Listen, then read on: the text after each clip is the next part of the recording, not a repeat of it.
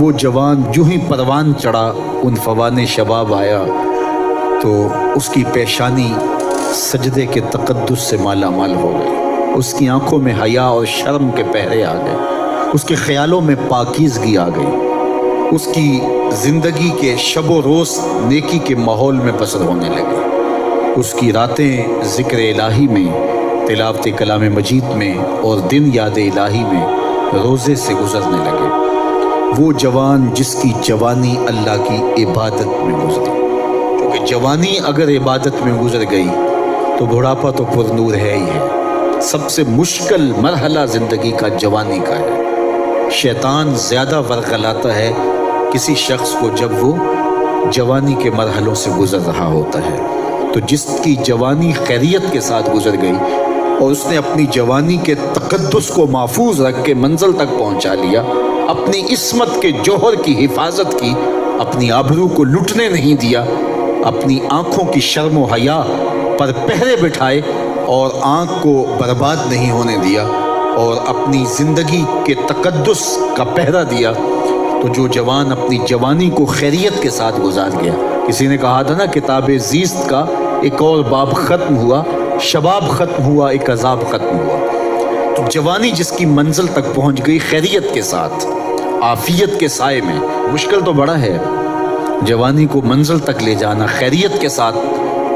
داغدار نہ ہونے دینا، جوانی کے تقدس کو رسوا نہ ہونے دینا، عصمت کے جوہر پہ کالک نہ لگنے دینا، خواہشات کو غالب نہ آنے دینا۔ آسان کام تو نہیں ہے، مشکل کام ہے، لیکن اگر کوئی مشکل کاٹ گیا، جوانی کے تھوڑے سے ایام میں گزار گیا، اللہ اکبر۔ حضرت شیخ ختلی کہتے ہیں، داتا گنج بخش علی حجویری علیہ رحمہ کے مرشد ہیں، الدنیا یوم ولنا فیہا صوم۔ وہ کہتے ہیں دنیا ایک دن ہے، ہم روزہ رکھ کے گزار رہے ہیں۔ تو روزہ رکھ کے سارا دن گزر ہی جاتا ہے، دوپہر بھی آتی ہے گزر جاتی ہے، اور عصر کا وقت بھی آتا ہے گزر جاتا ہے، کھانے کا وقت بھی آتا ہے، چائے کا وقت بھی آتا ہے، سب کچھ ہوتا ہے لیکن گزر جاتا ہے، افطار تک بندہ پہنچ جاتا ہے۔ جس نے زندگی روزے کی طرح گزار دی، جس نے جوانی روزہ رکھ کے گزار دی، خواہشات کو بے قابو نہیں ہونے دیا، مشکل کام تھا لیکن اس نے مشکل کام کر دکھایا۔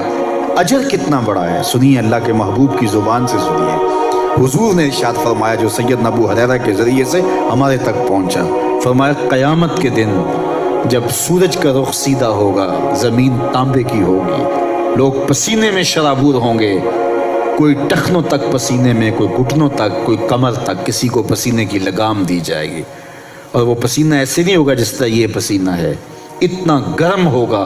ابن رجب حنبلی کہتے ہیں اس پسینے کا ایک قطرہ اگر احد پہاڑ پہ ڈال دیا جائے تو وہ پگھل جائے، اتنا گرم ہوگا، بدبودار اتنا ہوگا، ایک قطرہ دنیا پہ ڈال دیا جائے، انسان کیا جانوروں کے دماغ بھی پھٹ جائے،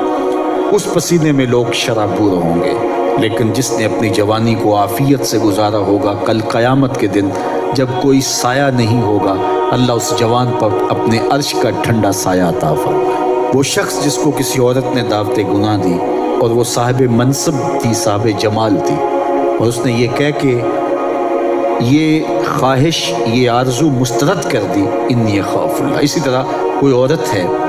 تو اس نے اپنے تقدس کی حفاظت کی، اپنی آبرو پہ پہرا دیا اور کسی پیشکش کو ٹھکرا دیا، تو فرمایا قیامت کے دن جب کوئی سایہ نہیں ہوگا، اللہ اسے بھی اپنے عرش کا ٹھنڈا سایہ دے گا۔ کیسا سخت دن ہوگا، اور وہ کس اعزاز میں ہوگا، کس تکریم میں ہوگا۔ یہ تو 4 دن 10-20 سال ہیں، اور وہ 50,000 سال کا ایک دن۔ پھر اس کو اللہ کا شکر ادا کرنا ہوگا کہ اللہ تو نے کتنا کرم کیا میرے اوپر کہ میری جوانی خیریت اور عافیت سے گزری، اور آج اس کا تو کتنا بہتر صلہ مجھ کو دے۔